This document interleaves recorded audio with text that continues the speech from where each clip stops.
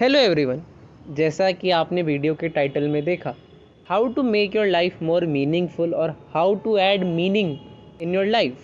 तो first of all मैं तुम्हारे लिए एक बेस ग्राउंड बनाना चाहता हूँ जो कि तुम्हें समझ आए कि यह सब चीज़ें पॉसिबल हैं तो कैसे हैं, क्या तरीके हैं।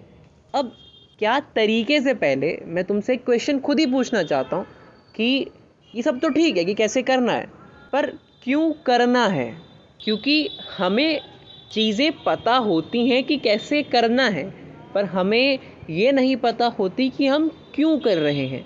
जैसे आप कोई भी काम चूज़ कर सकते हो, आप 1 साल लगाकर 2 साल लगाकर उस काम को सीख लोगे, पर वो जो वाई है वो वाई ढूंढना बहुत मुश्किल है। क्योंकि हम इतने फंस चुके हैं इस जंजाल में, जैसे तुम्हारी हर चीज़ में, हमारे इमोशंस में, हमारी सोसाइटी में, हमारे प्रिंसिपल्स में, हम अपना वाई ही नहीं ढूंढना चाहते हैं कि हमें ये काम करना भी है तो क्यों करना है।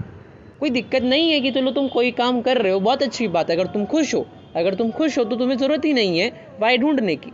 पर एक टाइम के बाद जब तुम्हें दिखता है कि हाँ सब कुछ अच्छा चल रहा है, पर मैंने ये काम चूज़ क्यों किया। मैं सिंपल एक तुमसे क्वेश्चन पूछ रहा हूँ कि तुम जो भी काम करते हो वो काम क्यों करते हो, कि तुम्हारे पास क्या रीज़न्स हैं उस काम को करने के। अगर तुम्हारे पास रीज़न्स हैं काम करने के तो तुम्हें हाउ जैसी दिक्कत कभी होगी ही नहीं। ये मेनली वीडियो ही उन लोगों के लिए है जो बेचारे अभी कंफ्यूज्ड हैं या उन्हें समझ नहीं आ रहा है कि उनकी लाइफ का क्या मीनिंग है। तो पहला क्वेश्चन तुम सबके लिए ये है कि तुम हाउ के पीछे मत भागो, तुम वाई के पीछे मत भागो। कि तुम्हें पता होना चाहिए कि जो भी काम तुम कर रहे हो वो कर क्यों रहे हो।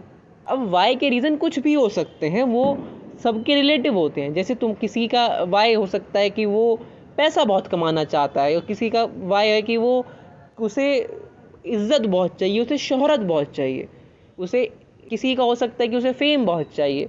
वो वाई डिफरेंट हो सकते हैं, वो भी उसमें कोई गलत सही नहीं होगा। पर हाँ, जो वो वाई है वो वाई तुम्हें खुशी दे रहा है, वो तुम्हें पूछना पड़ेगा अपने आप से। ये जो मैं काम कर रहा हूँ, ये काम में मैं एक्चुअल खुश हूँ। क्योंकि देखो, जो खुश होता है उसके चेहरे पर झलकता है कि वो खुश है, उसके इमोशंस में झलकता है वो खुश है। क्योंकि जैसे इन लड़कों के केस में थोड़ा डिफरेंट होता है, लड़के ज़्यादातर एक ही इमोशंस में रहते हैं, ज़्यादातर वो नहीं दिखा पाते। पर मेनली अगर कोई खुश है तो दिख जाता है, उसके एक्शंस, उसकी बातें, उसका लाइफस्टाइल बता देता है कि हाँ वो खुश है। लाइफस्टाइल मतलब अमीरों की बात नहीं कर रहा, कि कई लोग सोचते हैं, कई लोगों को सबसे बड़ा मिसकंसेप्शन ही है कि मेरे पास फरारी होगी या मेरे पास बहुत ज़्यादा वो होगा, पोर्श होगी, मस्टैंग होगी तो मैं खुश रहूँगा। क्या गारंटी है? कोई गारंटी नहीं है।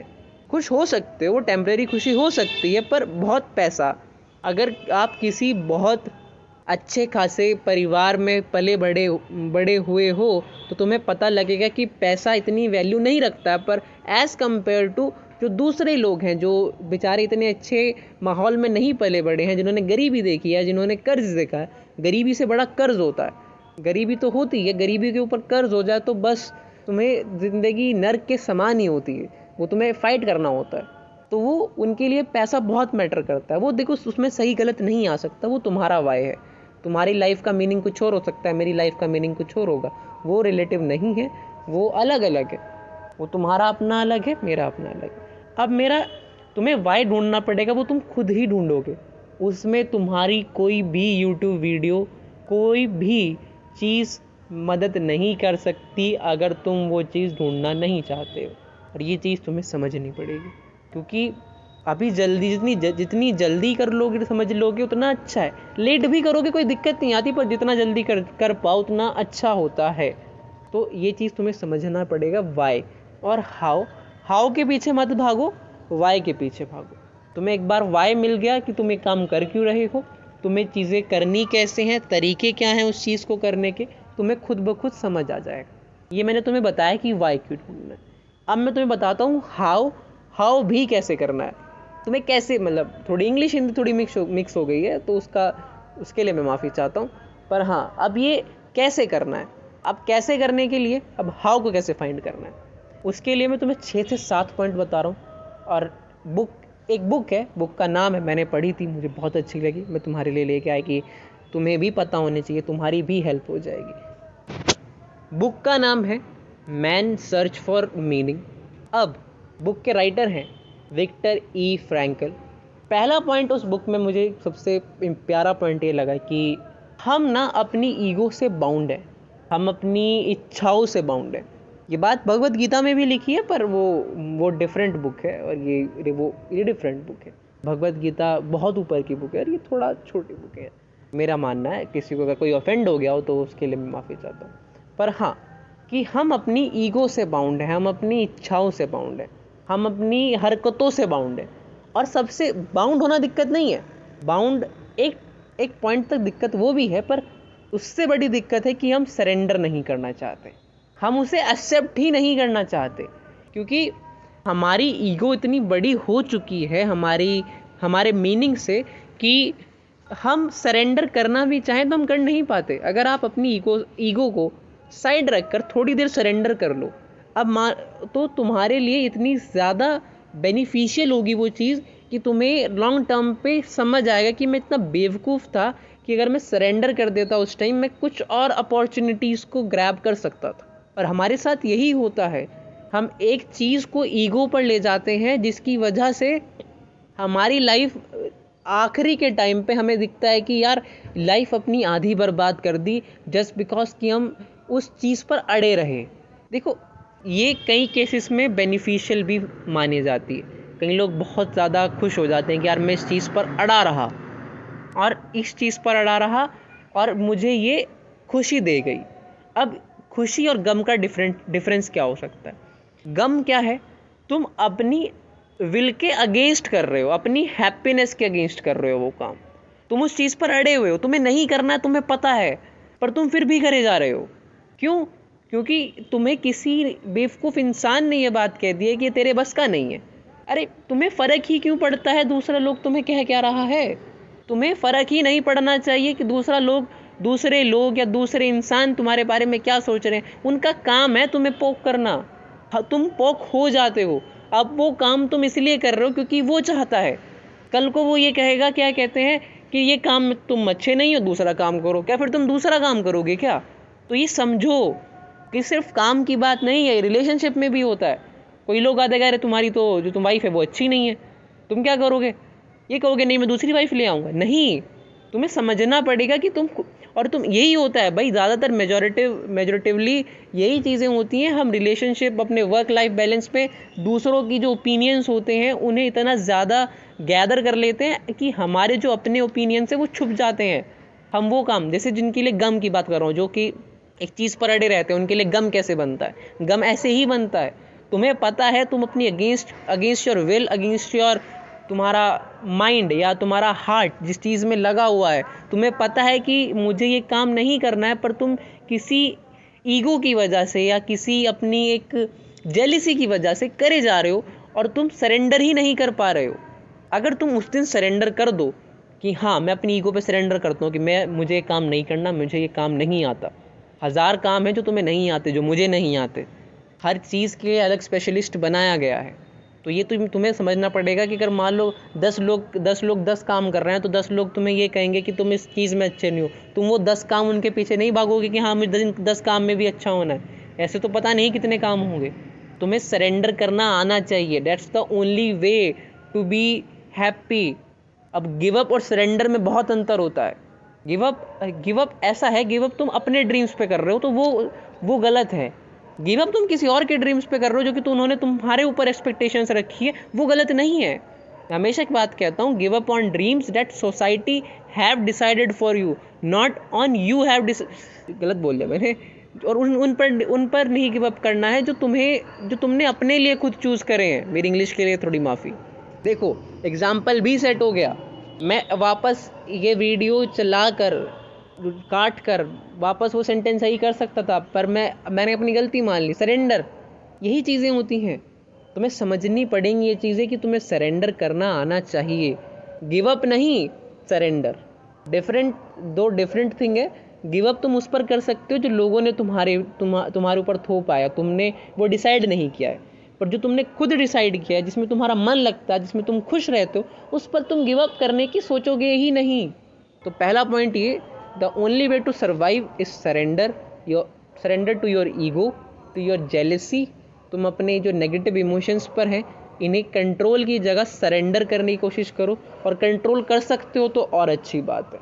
इन्हें मैनिपुलेटिव नहीं होना है तुम्हें पर, क्योंकि कहीं जो कंट्रोल कर जाते हैं वो मैनिपुलेटिव हो जाते हैं। मैनिपुलेटिव नहीं होना है। अपनी इमोशन जो तुम अगर काबू में कर सकते हो तो उसका गलत इस्तेमाल नहीं करना है। तुम्हें समझना है, सिर्फ कंट्रोल करना आना चाहिए, उसका मिसयूज़ करना नहीं आना चाहिए। पहला पॉइंट ये, surrender to your ego, surrender to your jealousy, surrender to your जो तुम्हारा वो है जो तुम्हारे लिए घिन जो तुम्हें लोगों से आती है, कास्ट, ये बहुत चीज़ें होती हैं भाई। कास्ट वाला थोड़ा डिफरेंट हो गया, कास्ट वाला इस पॉइंट बुक में नहीं था, वो खुद ही अलग से आ गया। रेसिज्म समझ सकते हो। जब भी तो कितना रेसिज्म, एक वीडियो आई थी अभी, आयरलैंड की थी शायद, उसमें एक चीज़ थी, उसने एक ब्लैक गर्ल को वो नहीं दिया, मेडल नहीं दिया, बाकी सबको दिया। उस ब्लैक गर्ल की बेचारी वो उसके चेहरा बता रहा था कि वो उदास है। तो ये रेसिज्म है, ये कास्टिज्म है।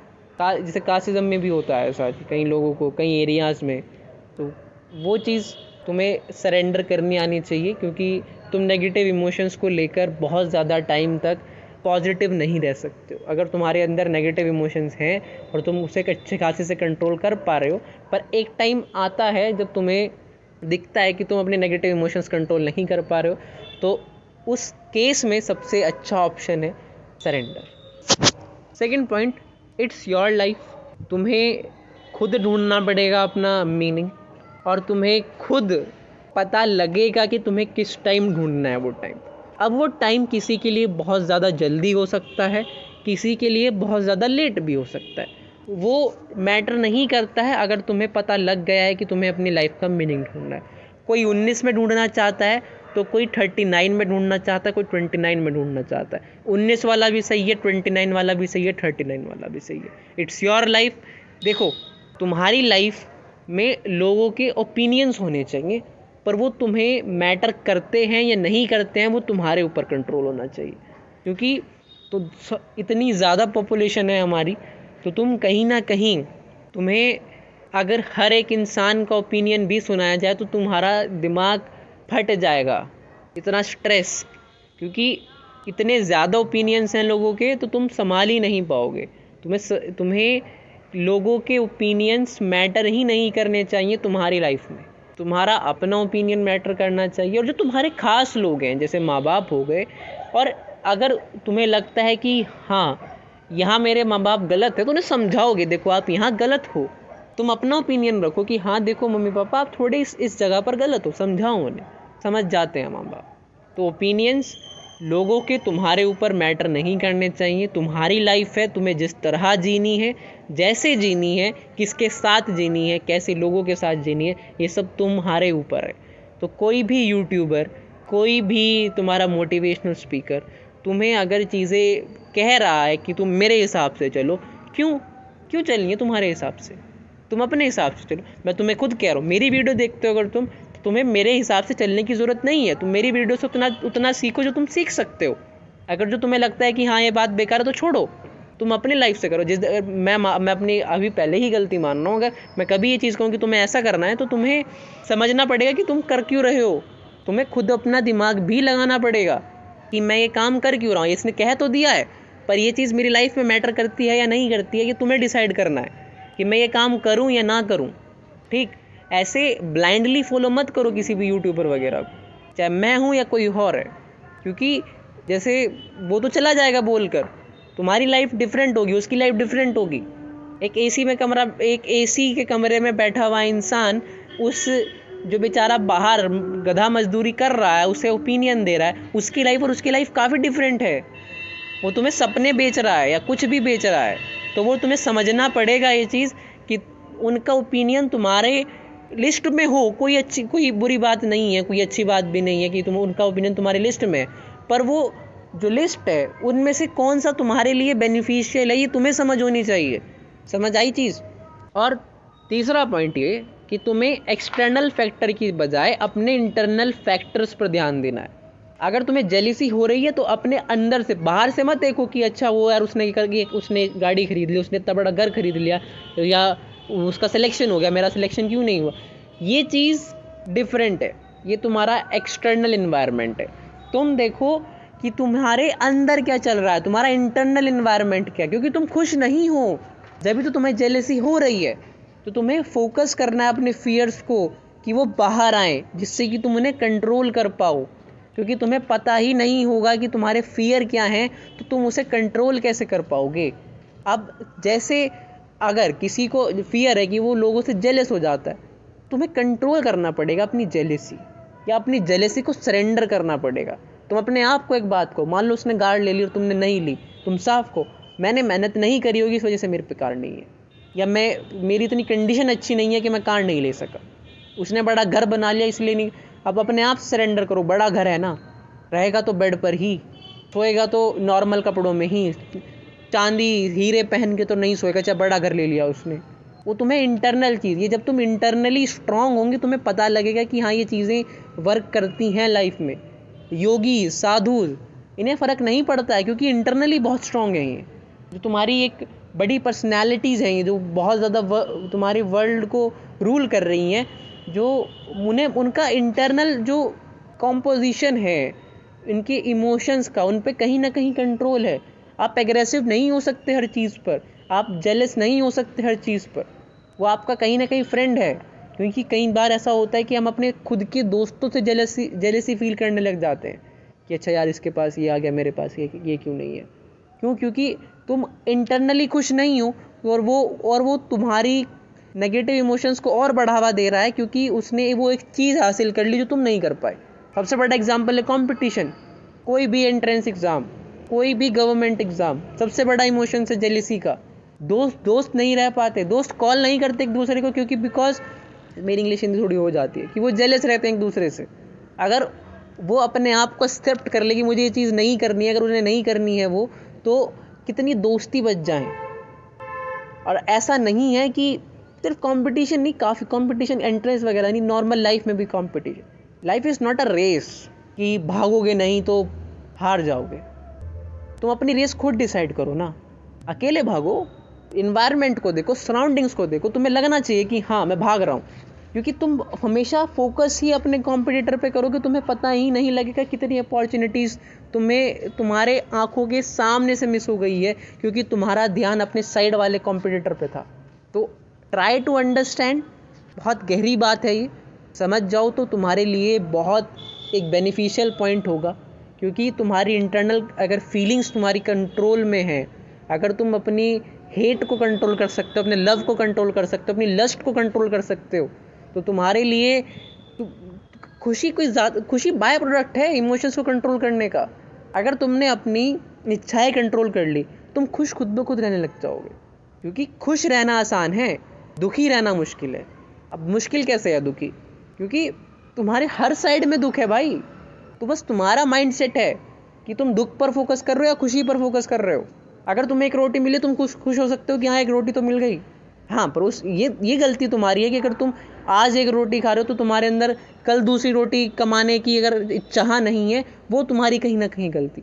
चाह होनी चाहिए पर जेलसी नहीं होनी चाहिए कि तुम एक रोटी, अगर किसी को एक रोटी मिली है और वो दूसरी रोटी के लिए फोकस कर रहा है, तो वो ग्रोथ है।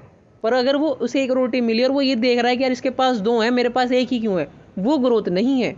तो ये चीज़ तुम्हें अपनी लाइफ में डालनी पड़ेगी। अपनी इंटरनल इमोशंस को तुम्हें कंट्रोल करना पड़ेगा, क्योंकि अगर तुम उन्हें कंट्रोल नहीं करोगे, वो तुम्हें कंट्रोल करेंगे। और अगर वो तुम्हें कंट्रोल करेंगे, जैसे लव, लस्ट, जेलेसी, लस्ट सबसे बड़ा केस है रेप्स का, क्योंकि लोग अपनी लस्ट को कंट्रोल नहीं कर पा रहे, क्योंकि उनका इंटरनल इमोशंस वो कंट्रोल ही नहीं कर सकते। कितनी मासूम लड़कियां बेचारी शिकार होती हैं लोगों की लस्ट की, और कितने लड़के होते हैं, लड़कों का बस खबर नहीं आती। लड़कों के साथ भी होता है, और लड़कियों के साथ तो सबको पता है कितना होता है, और हर जगह होता है। ऑफिस में, स्कूल्स में, तुम्हारे इंस्टीट्यूशंस में, तुम्हारी कोचिंग्स में, पता नहीं कहाँ कहाँ होता है। जस्ट बिकॉज कि एक बेवकूफ़ आदमी अपनी लस्ट को कंट्रोल नहीं कर पा रहा है। तो ये बहुत बड़ी चीज़ है। अपने इमोशंस, आपके इमोशंस, तो उन्हें कंट्रोल करना सीखो। सरेंडर करो अपनी लस्ट को कि हाँ मैं लस्टी हूँ। उन्हें जब तुमने सरेंडर कर लिया, अब कहो कि क्यों हो, तुम्हें घिन आनी चाहिए अपने ऊपर रेप वालों के लिए कह रहा हूँ, जो रेप करते हैं, ये उन्हें गिन आनी चाहिए, क्योंकि लस्ट इमोशंस गलत नहीं है।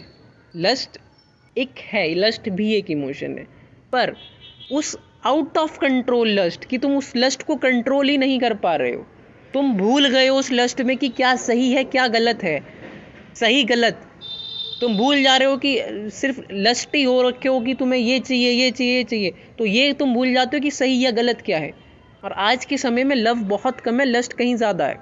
कुछ लोग कंट्रोल कर पाते, कुछ लोग कंट्रोल नहीं कर पाते, और जो कंट्रोल नहीं कर पाते वो कहीं ना कहीं मोलेस्टर्स, रेपिस्ट, ये सब होते हैं। गलतियां लड़कियों की नहीं है वहाँ पर, लड़कों की गलती हैं, क्योंकि वो कंट्रोल नहीं कर पा रहे हैं अपनी चीज़ें, वो समेट नहीं पा रहे हैं अपनी इंटरनल इमोशंस को।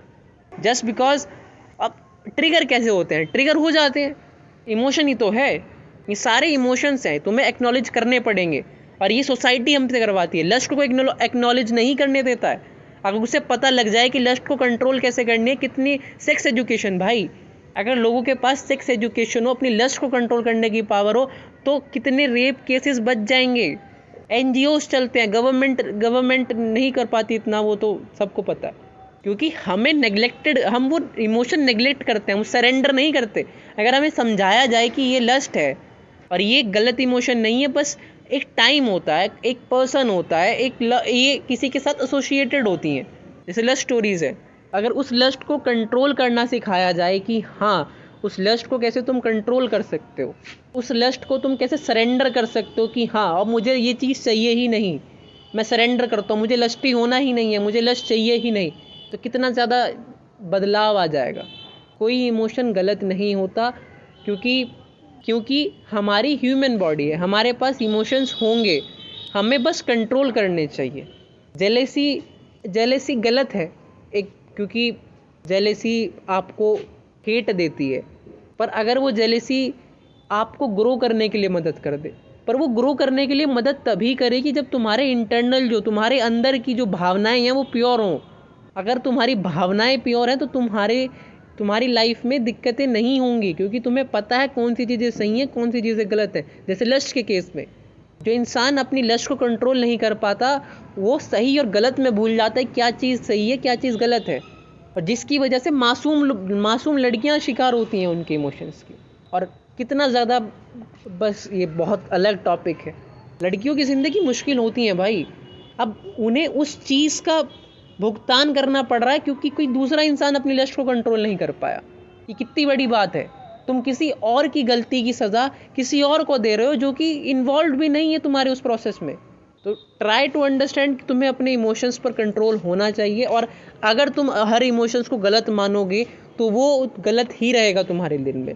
तुम्हें कंट्रोल आना चाहिए कि हाँ ये इमोशन है, लव और लस्ट भी एक इमोशन है, पर आउट ऑफ कंट्रोल चीज़ें गलत है। लस्ट क्या है? लस्ट एक इमोशन ही तो है। और ऐसा नहीं है कि हर अधिकतर लोग होते हैं, हम सब होते हैं, पर वो कंट्रोल है हमारे ऊपर। मैं उनकी बात कर रहा हूँ जिनके पास कंट्रोल नहीं है उस चीज़ का। तुम्हें कंट्रोल करना आना चाहिए, नेग्लेक्ट नहीं, सरेंडर। क्योंकि तुम लॉन्ग टाइम तक नेग्लेक्ट करते रहोगे उस इमोशन को, तो वो तुम्हारा एक बोझ बन जाएगा, जिसकी वजह से तुम फ्रस्ट्रेटेड रहते हो। और ये तुम अब कैसे करोगे, वो है fourth point. Try to approach life in a different way और इन ऑन डेली बेसिस। अब इसका मतलब क्या है? देखो, अब तुम्हारे पास इमोशंस हैं, तुम्हारे पास गियर हैं, जैसे इमोशंस तुम्हारे गियर होते हैं, मतलब कार की भाषा में। अब जैसे अगर मैं एग्जांपल लूँ लस्ट का, जैसे लस्ट की बात चल रही है, तो लस्ट अब हम क्यों हो रहे हैं एसोसिएट? हमारी डेली लाइफ में वो कहीं ना कहीं एक्टिविटीज़ हैं। जैसे हम क्या हो सकती हैं एक्टिविटीज़? तुम बहुत ज़्यादा पॉर्न देख रहे हो, तुम बहुत ज़्यादा सेक्स स्टोरीज पढ़ रहे हो, या बहुत ज़्यादा फालतू चीज़ें पढ़ रहे हो जो कि ज़रूरी नहीं है। एक पॉइंट तक ज़रूरी है, पर तुम उसके बहुत ज़्यादा हाइपर वे में कर रहे हो, तो वो आउट ऑफ कंट्रोल होंगी चीज़ें। सबसे मेजर कारण है पॉर्न। और पॉर्न मजाक लगता है सुनने में, पर नहीं, बहुत बड़ी बीमारी है ये। मास्टरबेशन, ये सब चीज़ें गलत नहीं है, पर एक्सेसिव में तुम्हारा माइंड वीक कर रही है ये लोग। क्योंकि पॉर्न तुम्हें एक फेक रियलिटी दिखाती है। फेक गलत बोल दिया मैंने, फेक, वो फेक है, रियलिटी नहीं है, वो फेक है वो। मानता हूँ मेरी गलती, मैंने गलती से फेक रियलिटी बोल दी।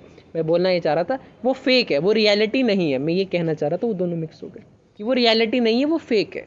और तुम्हारे दिमाग में ये लगता है कि हाँ, कि ये शायद रियलिटी है, ये ऐसा ही होता होगा। जो बड़े हैं वो समझदार हैं, वो समझ आ जाता है, पर जो छोटे हैं उन्हें समझ नहीं आती ये चीज़। उन्हें लगता है कि अच्छा ऐसा ही होता होगा, तो जिसकी वजह से चीज़ें ख़राब होती हैं।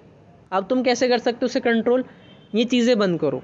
तुम्हें कहीं चीज़ पहुंचनी है, तुम्हें अपना रास्ता बदलना पड़ेगा, तुम उसे डेस्टिनेशन को नहीं बदलोगे।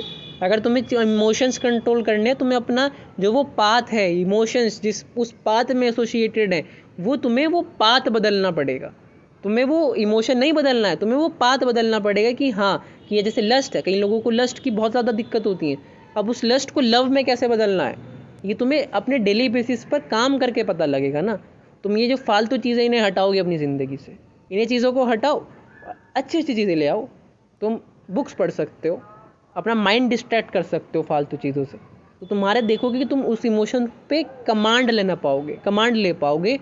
और वो शुरू एकदम से नहीं होगा, वो तुम्हें टाइम लगेगा, क्योंकि पता नहीं कब से वो इमोशंस तुम्हारे अंदर दबे हुए हैं। अगर तुम एक्सेप्ट करना शुरू करोगे, साल भी लगेगा, 2 साल भी लग सकते हैं, महीना भी लग सकता है, जो बहुत ज़्यादा अगर बिल्कुल ही सीरियस हो जाए। तो ये है, तुम्हें अपने डेली लाइफ की चीज़ें बदलनी पड़ेगी, और कहीं ना कहीं अपनी जो तुम्हारी डेली वो हैं हैबिट्स हैं, उन्हें रिप्लेस करना पड़ेगा अच्छी हैबिट से। जैसे अगर तुम जंक खाते हो, तुम अच्छा खाओ, तुम्हारा माइंड अच्छा रहेगा।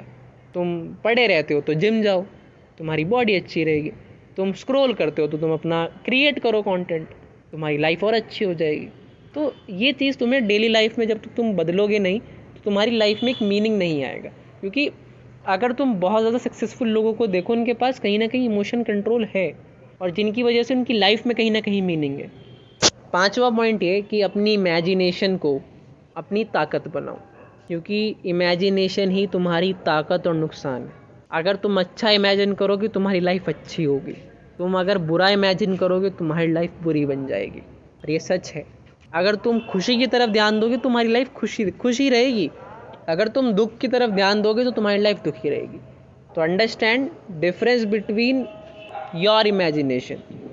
अगर तुम यही इमेजिन करते रहे तो यार मेरी ज़िंदगी तो बहुत ख़राब चल रही है, मेरी ज़िंदगी में कुछ खास नहीं है, मैं करना क्या चाहता हूँ, मैं कुछ कर नहीं पा रहा हूँ। अब तुम इसे बदलो ना, चल रही है ख़राब, अब पॉजिटिव सोचो, ये ख़राब है, अब तक ख़राब रही है, अब मैं इसे अच्छी करने की कोशिश करूँगा, अब मैं समझाऊँगा कि क्या चीज़ें कैसे करनी है, मैं मेहनत करूँगा।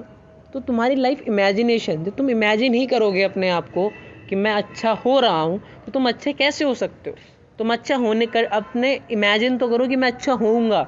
अगर तुम्हारी बॉडी नहीं है, अगर मान लो तुम जिम का एग्जांपल, अगर तुम्हारी बॉडी नहीं है, तुम इमेजिन तो करो अपने आप को 6 पैक एब्स पे, या अच्छी खासी बॉडी में, अगर जिसे मस्कुलर जिन्हें बल की बॉडी पसंद है, अपने इमेजिन तो करो तुम जब भी तो जाकर तुम्हारे माइंड में एक अप्रोच बनेगी कि अच्छा मुझे ऐसा बनना है, तुम देखोगे कि हाँ यार कितना अच्छा लग रहा हूँ मैं। तो बस तुम्हारी इमेजिनेशन होनी चाहिए। इमेजिनेशन तुम्हें डिफाइन कर पाएगी कि तुम कौन सा काम कर रहे हो, पॉजिटिव काम कर रहे हो, नेगेटिव काम कर रहे हो, कौन सा पाथ तुम लोगे, पॉजिटिव वाला या नेगेटिव वाला। 6वां पॉइंट कि जो चीज़ है तुम्हारी सफरिंग है, तुम सफरिंग को 3 से 4 तरीके से हटा सकते हो। पहली चीज़ क्या? Spiritual meditation. सेकंड मैं तुम्हें कहना चाहूँगा पूजा करो यार। मैं हिंदू हूँ, मैं भगवान में बहुत मानता हूँ, तो तुम जौन से धर्म को मानते हो, देखो मंदिर, मस्जिद, गुरुद्वारा, चर्च, ये सिर्फ भक्ति के घर ही नहीं है, ये तुम्हें स्पिरिचुअल वे भी गाइड करते हैं। तो find your way through gods. ये थोड़ी बुक में नहीं है, मैं तुम्हें अपनी तरफ से कह रहा हूँ कि देखो जो नास्तिक हैं या जो नहीं मानते हैं, वो उन्हें ऐसा नहीं है कि वो गलत हैं, वो भी ठीक है, वो उनका वे है लाइफ का। हमारा अलग होता है, जो मानते हैं उनका अलग होता है, जो नहीं मानते उनके लिए अलग होता है। देखो भगवान मानने के, अगर तुम मानते हो तो भगवान है, नहीं मानते तो भगवान नहीं है। इट्स बस सिंपल प्रोसेस। पर हाँ, अगर तुम नहीं मानते हो तो तुम एक गुरु ढूंढ लो, या कोई एक ऐसे इंसान ढूंढ लो जिसे तुम एक देखते हो कि हाँ यार ये कितने अच्छे हैं, इन्होंने अपनी लाइफ में एक मीनिंग ढूंढा, एक इंसान और उससे अपनी लाइफ को उनकी तरह नहीं बनना है, पर उनके जो तरीके हैं तुम उन तरीकों को सीख कर अपनी लाइफ का अपना मीनिंग, उनका मीनिंग नहीं, अपना मीनिंग ढूंढ पाओ। और अगर तुम भगवान के जैसे जो पूजा वगैरह करते हैं, जो भगवान को मानते हैं, तुम्हें भगवान नहीं बनना है, तुम्हें बस भगवान वाला वे जो उनका पाथ ऑफ लिविंग था वो ढूंढ के उनसे तुम क्या सीख सकते हो, वो चीज़ सीख के अपनी लाइफ का अपना मीनिंग ढूंढना है। It's simple. आखिरी पॉइंट कि अपनी सक्सेस पर एम मत करो। सिंपल। तुम अपने आप की सक्सेस पर एम मत करो, उसकी प्रोसेस पर करो। तुम्हारा गोल डेली अपनी प्रोग्रेस चेक करने का, अपनी सक्सेस चेक करने का नहीं। तुम अपनी डेली प्रोग्रेस पर वर्क करते रहोगे तो एक टाइम आएगा तुम्हारा जो हार्ड वर्क है या जो तुम्हारी मेहनत है वो तुम्हें पेश करेगी। क्योंकि तुम देखो, हमारे साथ क्या होता है, हम ना सक्सेस को मान लेते हैं कि अब मुझे ये चीज़ मिल जाएगी। पर तुम जैसे मान लो किसी ने प्लान बनाया कि उसने 6-7 महीने उसने ये चीज़ करेगा वो, और 7-8 महीने बाद और उसे सक्सेस मिल जाएगी क्योंकि किसी और को मिल गई थी। क्योंकि पहला तो तुम्हारा प्लान ही गलत है, क्योंकि तुमने किसी और के प्लान के बेसिस पे करा था। कंडीशंस अलग हो सकती हैं। अगर कोई यूट्यूबर बनना चाहता है वो देखेगा कि यार पुराने वालों की तो इतना ज़्यादा फ़ैन बन गए, पर वो तब भी तो कर रहे थे जब कोई नहीं कर रहा था, अब सब कर रहे हैं। तो डिफरेंट अप्रोच हो सकती है। अब यही चीज़ कि तुम सक्सेस पर, मान लो तो किसी ने 8 महीने का प्लान बनाया, 8 महीने के प्लान में उसने सारी चीज़ें करी वो जो उसे करनी थी या उसने सोच रखा था वो करेगा। अब देखा क्या, 8 महीने बाद जो रिज़ल्ट उसे मिलना चाहिए था उसे उसका 1% भी नहीं मिला, क्योंकि तुम्हारा फोकस ही सक्सेस पे था। अब तुम्हारा फोकस सिर्फ सक्सेस पर होने की वजह से अब क्या हुआ, तुम उस 1% पर कभी ध्यान ही नहीं दे पाओगे, क्योंकि तुमने पहले ही अपने माइंड में 99% सोच रखा था कि यार मैं तो कामयाब हो जाऊंगा। अब तुम कामयाब नहीं हुए हो तो तुम उस चीज़ को छोड़ दोगे, क्योंकि तुम्हारा जो प्लान था तुमने सिर्फ 8 महीने का बनाया था। अब या तो तुम्हारी इतनी विल इतनी स्ट्रांग हो कि तुम वापस से उस 8 महीने को तैयार करने चाहो। अब अगर तो दूसरे वाले केस में क्या, अगर तुम्हारी विल बहुत स्ट्रांग है, तुमने फाइंड कर लिया वे अपना, तो अब तुम 8 महीने का प्लान बनाओगे। पर जो तुम 8 महीने पर अपनी प्रोग्रेस पर ध्यान ही नहीं दे पाए, तो तुम उसे अगले 8 महीने में कहीं ना कहीं गलती करोगे, क्योंकि तुम्हारा ध्यान ही अपनी प्रोग्रेस पर नहीं था, तुम्हारा ध्यान सिर्फ सक्सेस पे था। अगर तुम्हारा ध्यान उस 8 महीने के प्रोग्रेस पे होता है कि हाँ यार ऐसे ऐसी चीज़ें चलती हैं, ऐसे एल्गोरिदम वर्क करता है, ऐसे जैसे किसी रिलेशनशिप में ऐसे इमोशंस एसोशिएट होते हैं, ऐसे कंट्रोल किया जाता है, तो तुम्हारा जो रिलेशनशिप है वो वर्क करेगा। ऐसे तुम्हारा वर्क लाइफ बैलेंस है, तो तुम्हें दिखेगा कि अच्छा इस काम में ये चीज़ें करनी होती हैं, ये काम अगर मैं करूँगा तो ऐसे होगा। अगर तुम्हें सुबह जल्दी उठना है तो तुम्हें रात को जल्दी सोना पड़ेगा ना। अब तुम ये ढूंढ रहे हो कि मैं सुबह जल्दी कैसे उठूं, वो भी 3 बजे रात के, तो वो कैसे होगा ना। उस रिज़ल्ट को पाने के लिए तुम्हारी कंडीशंस भी तो बदलनी चाहिए। अब तुम कंडीशन बदलोगे, अपनी प्रोग्रेस पर ध्यान दोगे, तुम देखोगे अच्छा मैं 8 बजे सो गया, अच्छा मैं 8 बजे सो के मेरी पूरी आँख 5 बजे खुल गई, तो वो चीज़ डिफरेंट होगी। अब तुम्हारा ध्यान ही सिर्फ इस चीज़ में 5 बजे कैसे उठूँ, तो वो गलत है ना। तुम्हारा ध्यान ये है कि मैं 5 बजे तो उठना है मुझे, मैं उसके लिए क्या कर सकता हूँ कि मैं 5 बजे उठ पाऊँ। तुम्हें पता लग जाएगा कि हाँ मुझे रात को 9 बजे सोना पड़ेगा। तुम इसी चीज़ पर फोकस करते रहो, 5 बजे कैसे उठूँ, 5 बजे कैसे उठूँ, तुम देखोगे तुम 2-3 घंटे तो इसी चीज़ पर फोकस करते रहे कि मैं 5 बजे कैसे उठूँ। It's simple.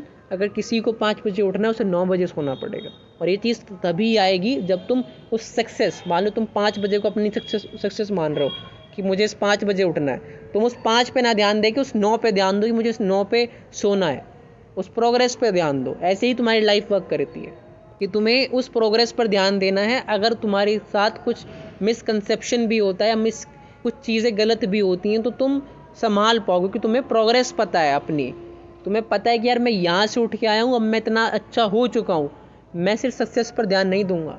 समझ में आया? Don't aim for success. और जो लास्ट वाला पॉइंट था, मैं तहे दिल से माफ़ी चाहता हूँ, वो निकल गया क्योंकि उसमें अगर मैंने कोई गलत बात कही हो या कोई भी जो बात कोई लोग ऑफेंड हुए हों, उसके लिए मैं माफ़ी चाहूँगा, क्योंकि मैं इमैच्योर हूँ, मुझे नहीं पता इतनी चीज़ें, मैंने बोल दिया, मैं उसके लिए मैं तहे दिल से माफ़ी चाहता हूँ। कोई भी लोग ऑफेंड हुए हो तो, या जो मुझे करेक्ट करना चाहें मुझे करेक्ट कर सकते हैं यूट्यूब कमेंट में, मैं उनसे भी पर्सनली भी उन्हें मैं सॉरी बोल दूँगा जो लोग ऑफेंड हुए। ठीक है, थैंक यू।